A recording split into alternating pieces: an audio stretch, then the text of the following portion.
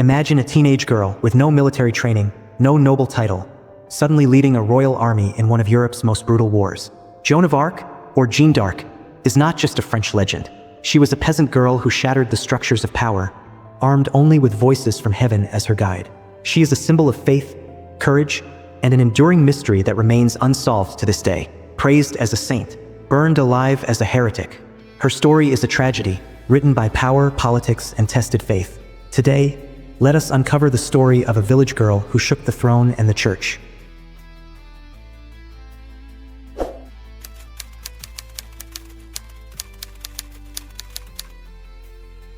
Joan was born in 1412 in a remote village called Domremy. At the age of 13, she claimed to hear whispers and voices from above, divine messages delivered by angels and saints. Saint Michael, Saint Catherine, and Saint Margaret. Their message was clear: help Prince Charles reclaim the French throne from English hands during the 100 Years' War. To most, this claim sounded like madness. A peasant girl, leading armies? But Joan's resolve was unshakable. Illiterate and young, she moved bureaucracies, persuaded local church officials, and eventually stood before the prince himself. Whether it was her conviction, boldness, or spiritual charisma, Charles gave her an army. And that's when the miracle began.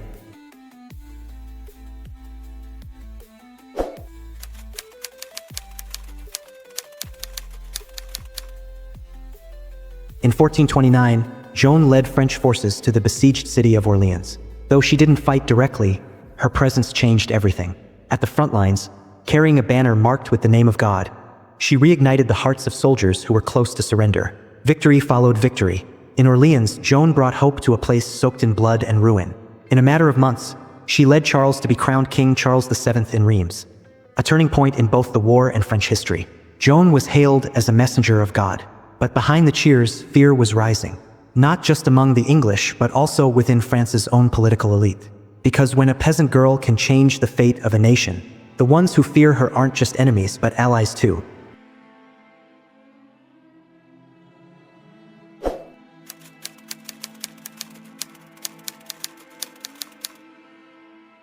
In 1430, during a mission to Compiègne, Joan was captured by the Burgundians, allies of the English.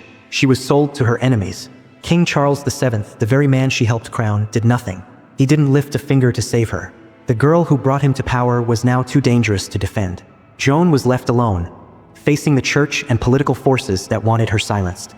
She was put on trial in Rouen by a biased ecclesiastical court, accused of heresy for claiming divine visions, wearing male clothing, and challenging church authority. She was attacked with theology and tricked with logical traps. But this trial was more political than religious. After countless twisted questions, Joan was sentenced to death. In 1431, at just 19 years old, she was burned alive in Rouen. In the flames, she was heard crying, "Jesus!"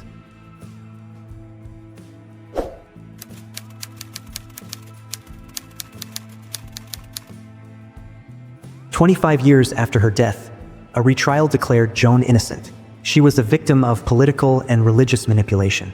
But the irony? Since then, Joan's identity has been fiercely contested. In 1920, Pope Benedict XV officially canonized her as a saint. Today, Joan of Arc is a French national icon, protector of soldiers, and a symbol of unshakable faith against oppression. From feminists to mystics, from nationalists to spiritual seekers, all claim a piece of her legacy. Joan was not just a teenage girl who led armies.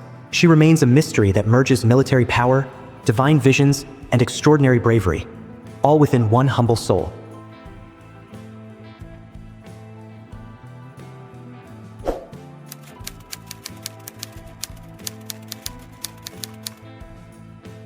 Jeanne d'Arc is proof that a small voice can change the world. She had no weapons, but she had faith. She had no status, but her influence couldn't be bought. She was just an ordinary girl, but her story shook history. Did she really hear the voice of God? Or was it the power of belief that made miracles possible? Share your thoughts in the comments. Was Joan truly heaven's messenger, or a tragic soul too powerful to be forgotten?